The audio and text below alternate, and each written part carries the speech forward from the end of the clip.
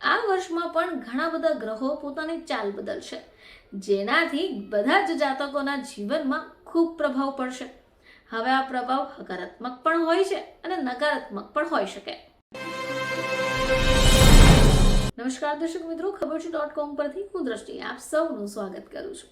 દર્શક મિત્રો, બસ હવે થોડાક જ સમય બાદ વર્ષ 2024 પૂર્ણ થઈ જશે અને વર્ષ 2025 શરૂ થઈ જશે. આ વર્ષમાં પણ ઘણા બધા ગ્રહો પોતાની ચાલ બદલશે, જેનાથી બધા જ જાતકોના જીવનમાં ખૂબ પ્રભાવ પડશે. હવે આ પ્રભાવ હકારાત્મક પણ હોય છે અને નકારાત્મક પણ હોઈ શકે. તો વર્ષ 2025ના સ્વાગતમાં બસ થોડાક જ દિવસો છે. હવે આ સમયે ઘણા પ્રમુખ ગ્રહોની રાશિ બદલાશે.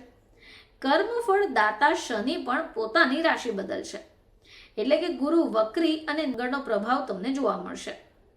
આ બંને ગ્રહોની અસર 2024 થી શરૂ થઈ હતી, જેમાં નીચો મંગળ કર્ક રાશિમાં હશે. 21 જાન્યુઆરી સુધી તીક્ષ્ણ પ્રભાવમાં રહેશે.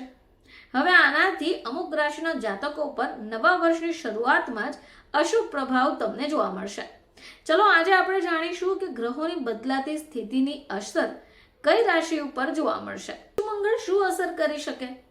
કમજોર મંગળ 20 ઓક્ટોબરથી 21 જાન્યુઆરી સુધી કર્ક રાશિમાં રહેશે.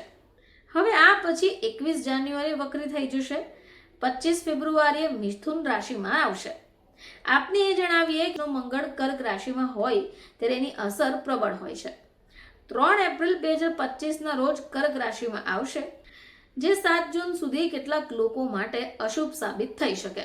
દર્શક મિત્રો, જ્યોતિષ રાકેશ ચતુર્વેદીના જણાવ્યા અનુસાર જ્યારે ગુરુ વક્રી હોય અને મંગળ કમજોર હોય ત્યારે વૃષભ, સિંહ, વૃશ્ચિક અને મીન રાશિ લોકો માટે અશુભ સંકેત છે.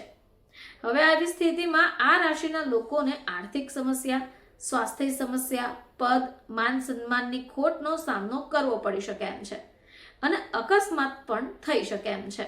તો જ્યોતિષોના મતે કુંડળીમાં ગુરુની વક્રી સ્થિતિ વ્યક્તિને કોઈને કોઈ રીતે વધારે અસર કરે છે. હવે બૃહસ્પતિનું વિરુદ્ધ દિશામાં આગળ વધવું વ્યક્તિ માટે પણ સારું નથી.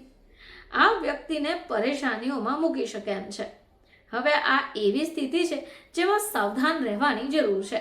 ફરીથી તમારી સમક્ષ હાજર થઈશું. ત્યાં સુધી જોતા રહેજો ખબરછું.com.